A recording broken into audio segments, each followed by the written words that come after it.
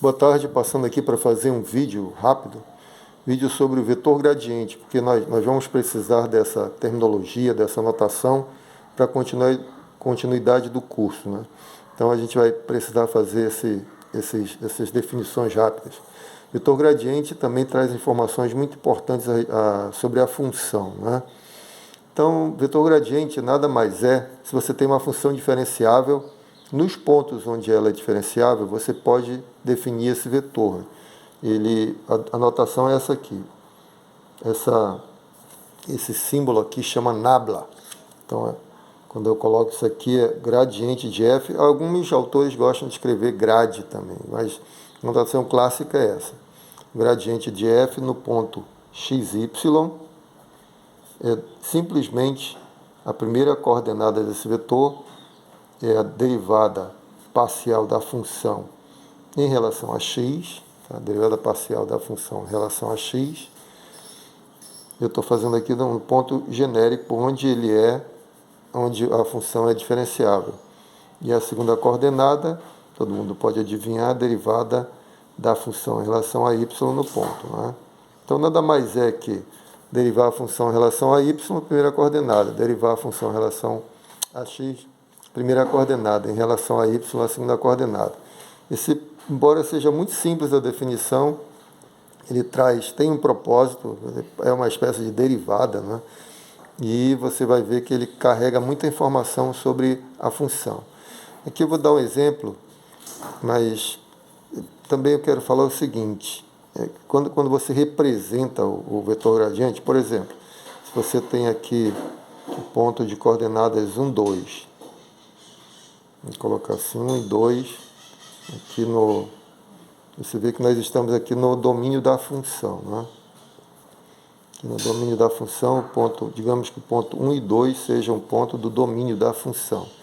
Aí se você calcular que o vetor gradiente, por exemplo, vamos dar um exemplo aqui, o vetor gradiente nesse ponto 1, 2, for o vetor de coordenadas 1 e 1, aí a representação gráfica dele vai ser com origem a partir do 1 e 2, tá?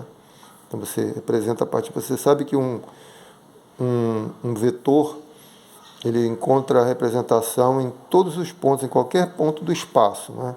Então aqui quando você tem o vetor gradiente, a origem dele vai ser sempre no ponto onde você está calculando, tá bom? Para efeito nosso, você vai ver, no nosso conteúdo, você vai ver por quê.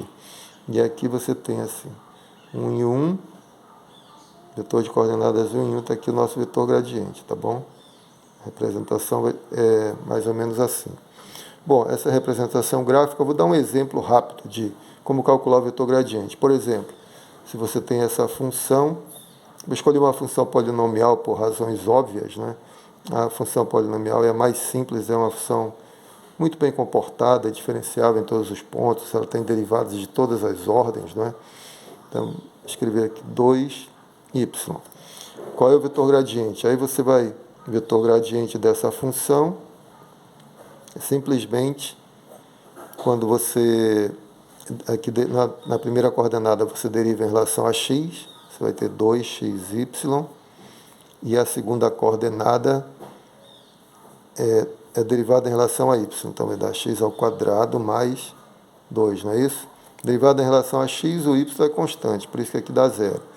Derivada em relação a x, 2xy, derivada em relação a y, x é constante. Repete x ao quadrado, mais derivando 2y em relação a y, 2, tá certo?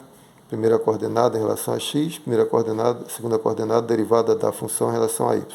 Se eu quiser, por exemplo, calcular, tomando as mesmas coordenadas aqui, o vetor gradiente no ponto de coordenadas 1 e 2, eu vou ter o quê? 2 multiplicado por 1 multiplicado por 2, né? 2 vezes 2, 4, e aqui 1 mais 2, né? 1, que é a primeira coordenada, x igual a 1, mais 2, 3. Então, ficaria melhor representar esse aqui, né? Se fosse 4 e 3, então ficaria uma coisa 4 para cá, né? Deixa eu representar em vermelho. 1, 2, 3, 4. E 3 para cima, né? 1, 2, 3. Então, nosso vetor gradiente desse exemplinho aqui seria uma coisa no ponto, o vetor gradiente desse exemplo no ponto 1, 2, de coordenadas em 2, você partiria aqui da origem, dessa origem, está aqui o nosso vetor gradiente, tá bom? Vetor gradiente da função do exemplo no ponto 1, 2, que é o vetor de coordenadas 4 e 3. Muito bem, eu vou ficando por aqui. No próximo exemplo, eu quero falar de regra da cadeia, já vou introduzir a regra da cadeia, já vou precisar dessa definição aqui, dessa notação, tá? Para a gente ir começando a entender informações melhores a respeito da nossa função. Um grande abraço, fique com Deus, até o próximo vídeo.